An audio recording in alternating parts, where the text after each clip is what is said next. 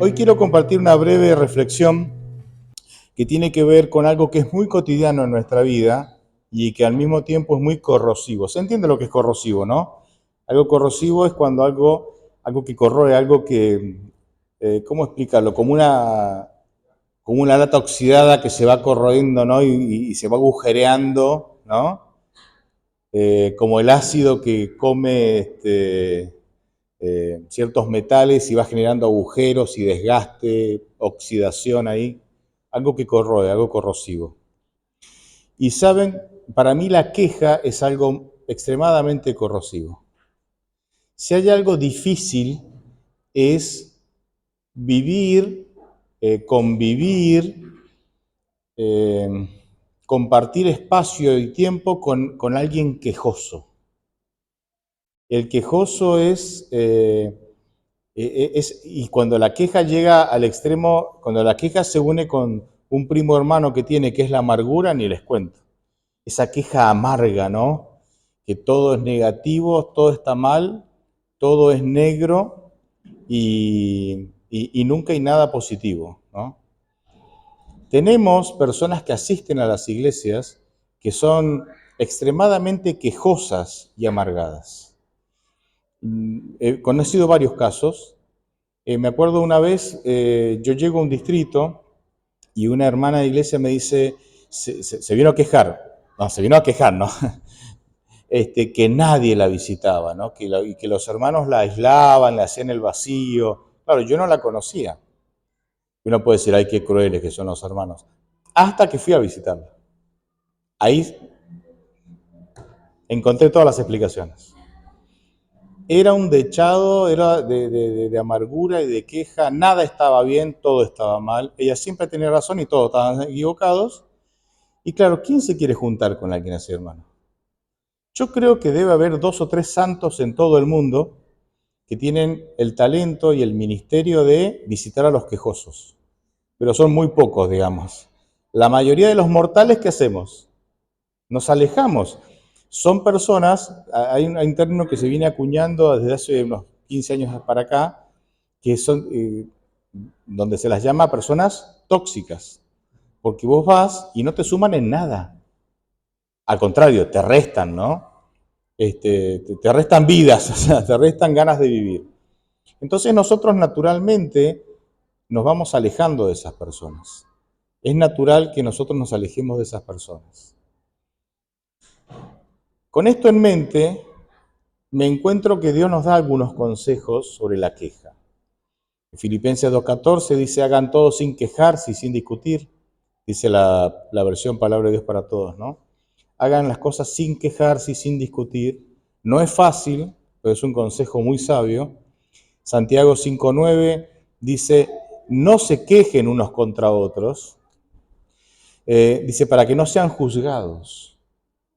¿Por qué Dios nos juzgaría por la queja? Porque muchas veces la queja no está fundada sobre una verdad, está fundada sobre mi opinión.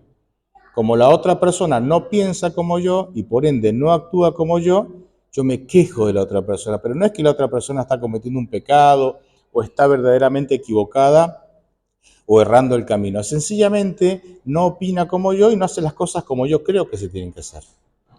Esto en la familia se ve muchísimo, muchísimo. Imagínense que la familia es el vínculo más cercano que existe en el mundo, donde un grupo de personas conviven todo el tiempo y comparten espacio todo el tiempo, ¿sí?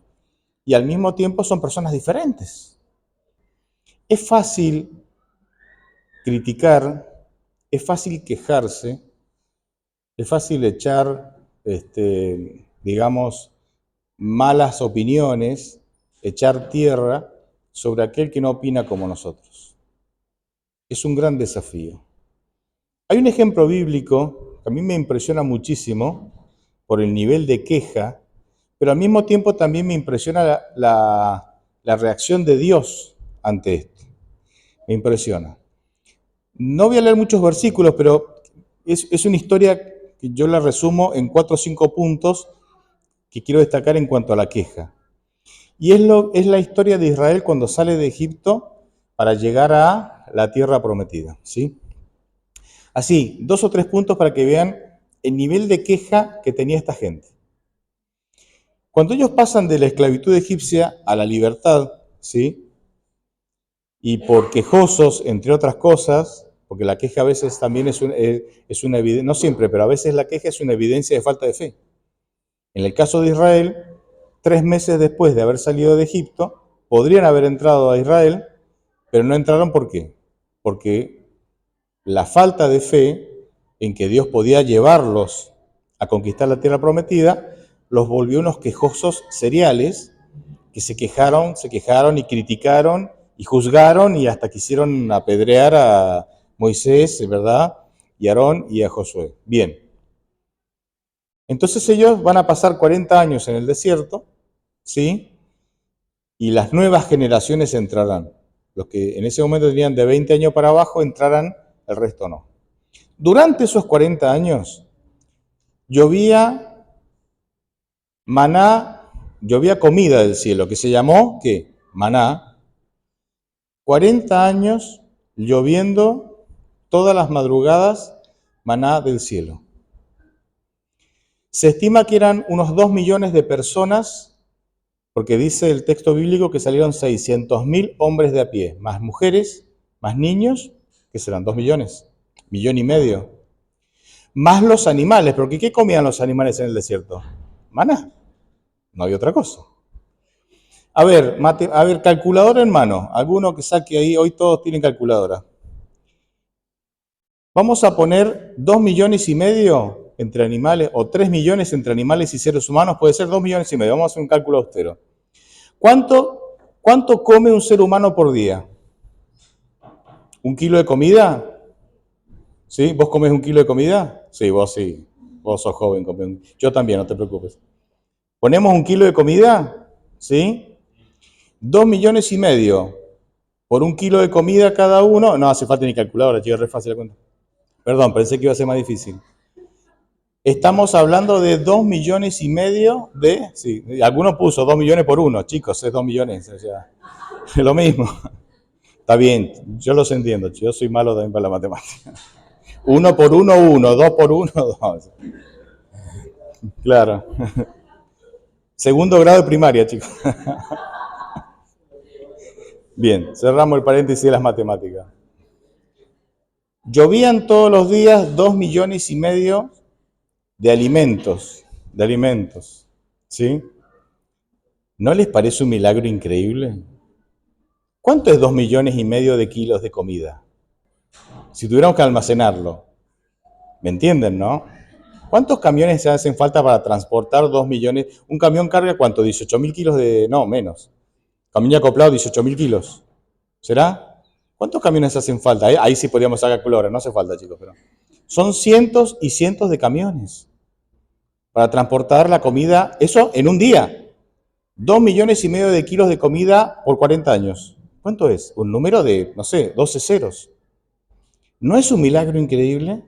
Y sin embargo, ¿sabe qué decían los israelitas? El pueblo de Dios decía, Números 21:5, estamos cansados de este pan tan liviano.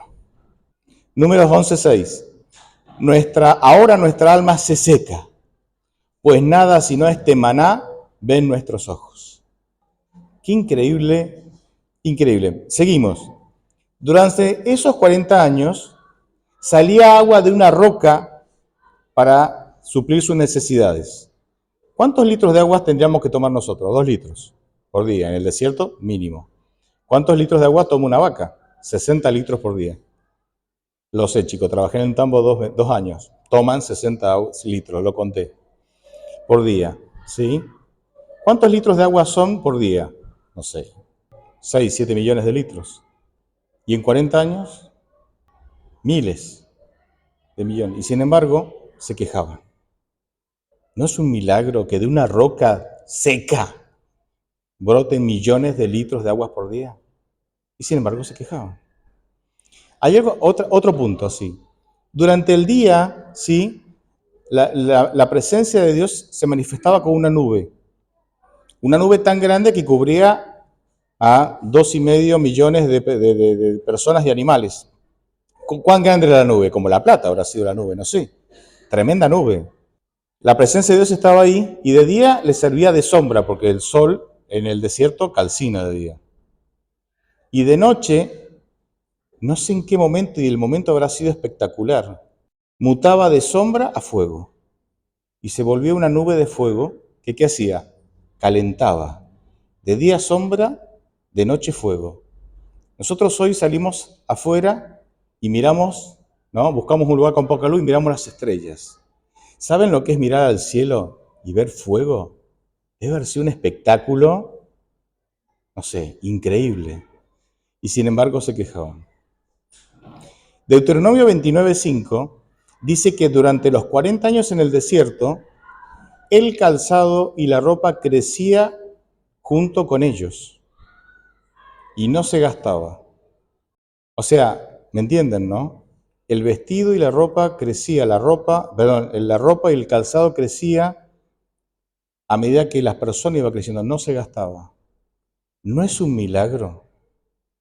Y sin embargo se quejaban. Además, en esos 40 años Dios los protegió de múltiples peligros, que cuando uno lee el texto bíblico se encuentra, ¿no? Múltiples peligros que Dios los fue protegiendo. Y aunque estos milagros eran impresionantes, ni siquiera hoy, tratando de imaginar, dimensionamos lo increíble de estos milagros, se habían convertido para ellos en cosas cotidianas. Y como se habían convertido en cosas cotidianas, ellos normalizaron, o sea, para ellos era normal que cayera comida, que cayeran millones de kilos de comida. Para ellos era normal que brotara de una roca seca millones de litros de agua. Era normal que no sufrieran del sol abrasador durante el día y era normal que no sufrieran el frío intenso de la noche desértica. Y ese es el problema. Cuando nosotros normalizamos las cosas, pensando que son automáticas, cuando nosotros creemos que las bendiciones son automáticas, nos ponemos quejosos cuando la bendición no está. Yo les conté que hace un año, más o menos, año y medio, ¿sí? Me levanto un día, yo trabajo mucho con internet, porque hoy está muy digitalizado el mundo, ¿no? Y a mí me mandan mucho material, yo mando, usamos mucho internet. Y un día me levanto y no hay internet. No hay internet, ¿no? Y tenía muchas cosas que hacer y no había internet. ¿Qué creen que hice? Opción A. Me quejé hasta rajarme, ¿no? Porque no había internet. Opción B. Agradecí a Dios porque el no tener internet hoy me hizo acordar que los últimos 364 días sí tuve internet. Y dije, Señor, gracias. Porque si yo no me faltara internet hoy, no me daría cuenta la bendición de los últimos 364 días que sí tuve. ¿Cuál opción creen que fue la mía, mi reacción? Como la chico me extraña. Claro. ¿Por qué no hay internet? Y empecé a despotricar con la vida, con el internet y con no sé qué empresa tenemos ahí tampoco. ¿Y por qué? Y llamar y que esto y lo otro. ¿Por qué? Porque ya es natural que tener la bendición de internet. Y es interesante que el 70% de la población mundial no tiene acceso a agua potable. El 70% de la población mundial come todos los días arroz como única comida. Todos los días arroz, esa es su única comida. El 50% de la población mundial no tiene servicio de internet asegurado, digamos, puede o no tener. Y podría seguir con la estadística. Y sin embargo nosotros, que tenemos eso y mucho más, nos quejamos. Nos quejamos. Y si convivir con un quejoso es corrosivo y uno termina alejándose de la gente quejosa porque se vuelve insoportable, ¿qué hace Dios con nosotros y nuestras quejas? Interesante, ¿no? Yo pensé, ¿qué pasa si Dios se hiciera un poco humano? Se hizo humano en Cristo, pero lo que me quiero decir, si Dios reaccionara como reacciono yo ante la queja. Dios podría haber dicho, si Dios es como yo, Dios hubiera dicho, ¿estás cansado de maná? Una semana sin maná. A ver qué vas a comer. ¿Qué creen que hubiera pasado después de una semana? Gracias por el maná, Señor.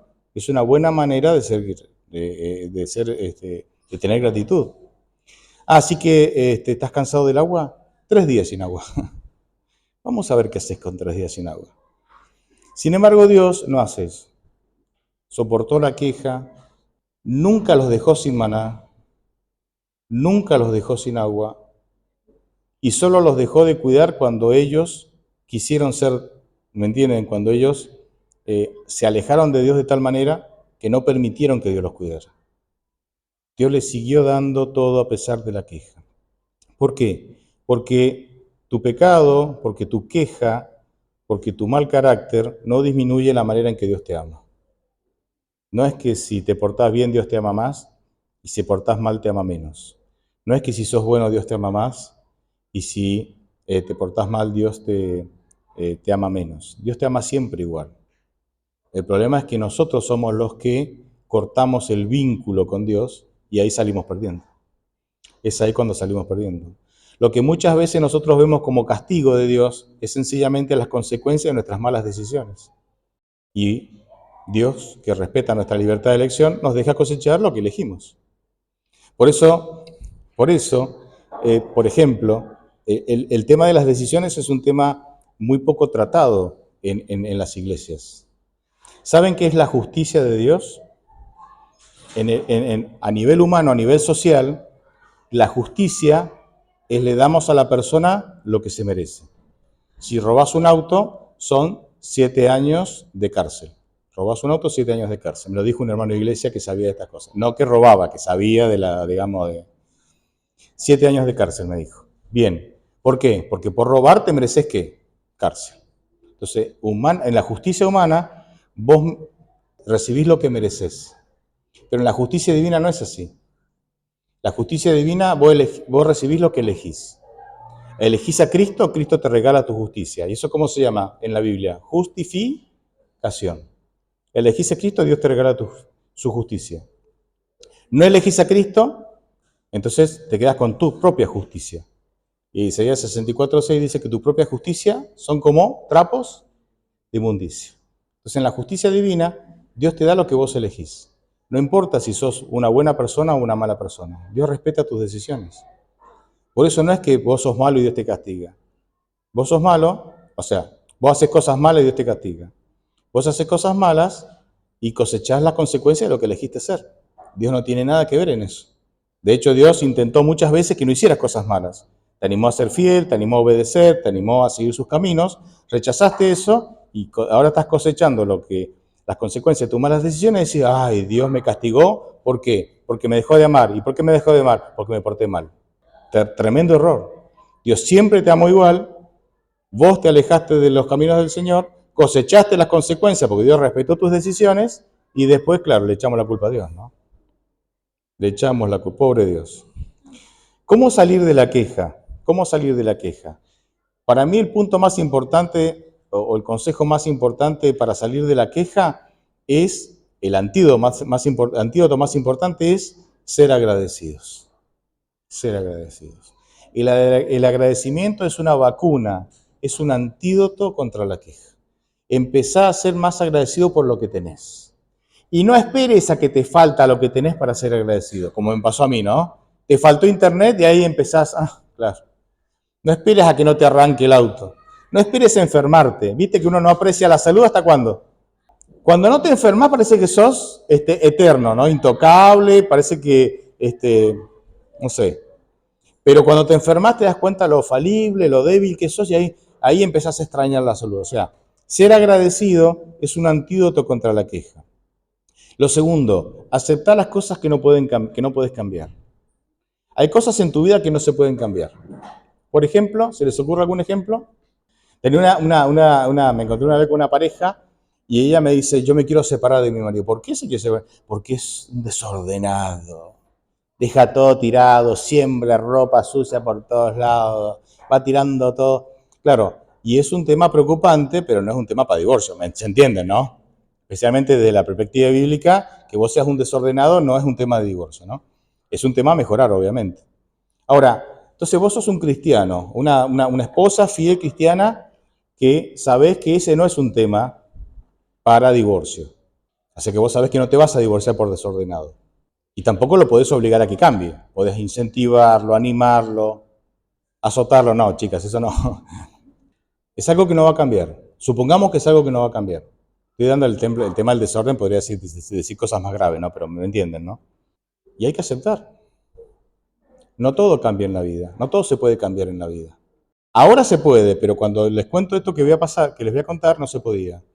Cuando yo trabajaba en la universidad, había una alumna, sí, medía 1,50 m, 1,52 m, qué sé yo, y entonces fue hasta el servicio de salud mental del sanatorio que está al lado de la universidad para que le alargaran las piernas. Entonces el psicólogo, interesante, ¿no? El psicólogo le dijo, no, niña, estás loca, o sea, ¿me entendés, no? El psicólogo muy inteligente le dijo, ah, sí que sí, sí, ¿por qué estás mal? Y porque soy bajita y quiero agrandarme las piernas, alargarme las piernas. Y entonces el psicólogo muy inteligente le dice, bueno, anda a ver al médico, al cirujano, a ver al traumatólogo, a ver qué te dice. El psicólogo, ¿qué sabía? Sabía que le iban a decir que no se podía. Pero el psicólogo dijo, pues voy a respetar los procesos de esta gente. Así que ya fue, hizo todos los estudios, ¿no? Y el médico, ¿qué le dijo? Y no se puede. Entonces ella vuelve al psicólogo y le dice, ¿qué te dijo el médico? Que no se puede.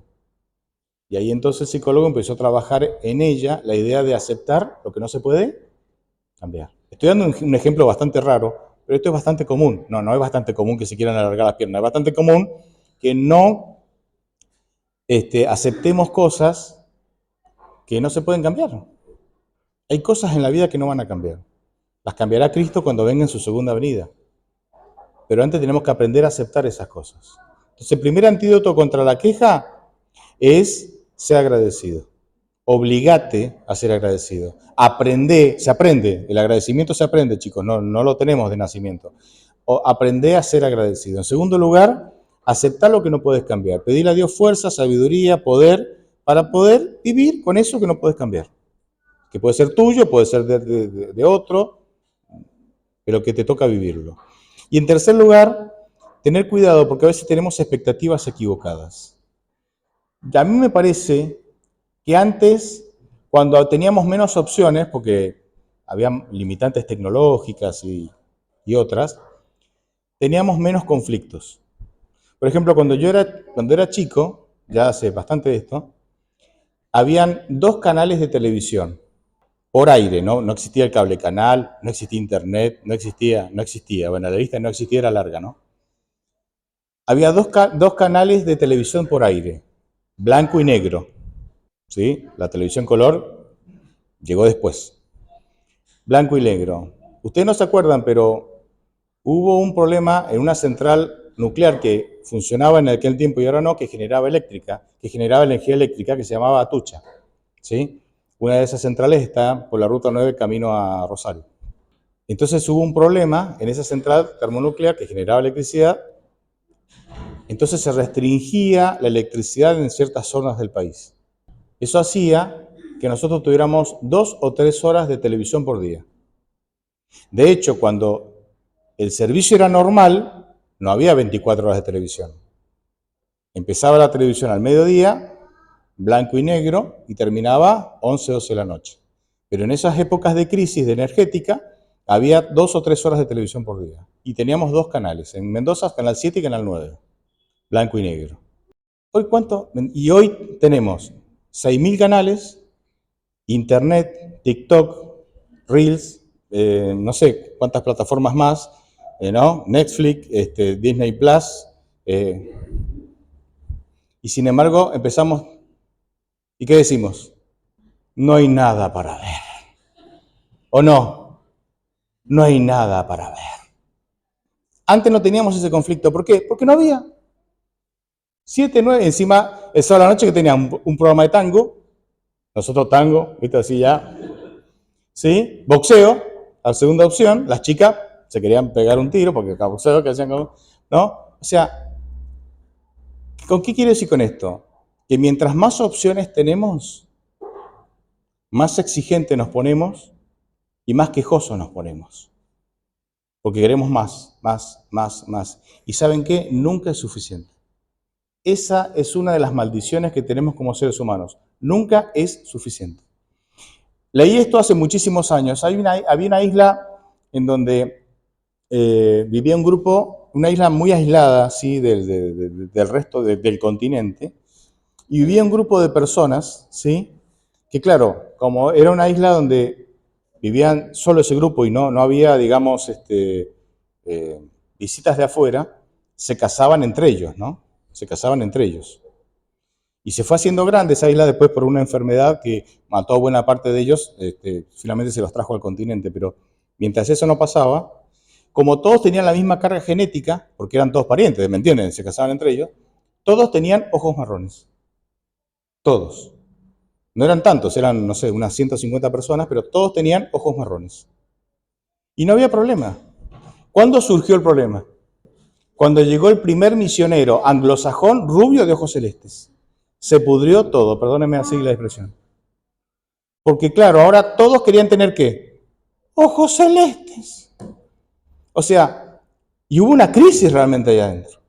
O sea, mientras más tenemos, más queremos. Y mientras más queremos, más nos quejamos. Porque somos eternos inconformes. Y somos eternos inconformes porque queremos llenar nuestra vida con cosas, con personas que no son, digamos, que no tienen nada que ver con Dios. El único que va a llenar tu vida por completo es Dios. El único que te puede dar alegría en medio de las faltas, de las carencias, es Dios. El único que te puede volver agradecido es Dios. Porque cuando vos te comparás con Cristo, ¿quién puede darte más que Cristo? Entonces, ¿qué te queda? Agradecer. Agradecer. Entonces, no seas quejoso, porque es difícil vivir con un quejoso. Es insoportable a veces relacionarse con un quejoso. No vas a poder cambiar al quejoso que tenés o a la quejosa que tenés al lado, pero vos podés elegir no ser quejoso. Nosotros no podemos cambiar el resto, pero podemos cambiarnos o decidir cambiarnos a nosotros mismos. No seamos desagradecidos, porque tenemos mucho para agradecer. No demos por sentadas las bendiciones, porque el día que demos por sentadas las bendiciones, cuando nos falten, nos vamos a volver quejosos seriales. Dios los bendiga, hermanos.